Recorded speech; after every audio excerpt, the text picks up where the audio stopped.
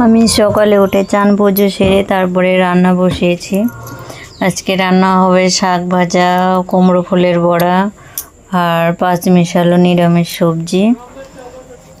তো আমি ভাতের মাড়টা গেলে নিচ্ছি।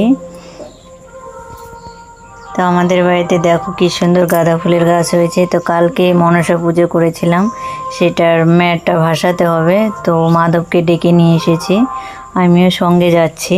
আমাদের বাড়ির কাছেই নদী, সেই নদীতে ভাসাতে। তো মাধব ম্যাটটা ভাসিয়ে দিচ্ছে, আমি ওখানে দাঁড়িয়ে আছি। আর এই হলো স্বর্ণালী, আমাদের বাড়িতে আসলেই শুধু জল ঘাটবে, ওই হ্যান্ড ওয়াশ দিয়ে হাত ধুচ্ছে। তো আমার রান্না শেষ করে খাওয়া দাওয়া করে কিছু কাজ ছিল সেগুলো করে নিলাম। করে নিয়ে আবার রাত্রে রান্না বসিয়েছি। রাত্রে সবজি, দুধ আর রুটি করেছিলাম, তো সেগুলোই এখন খাচ্ছি।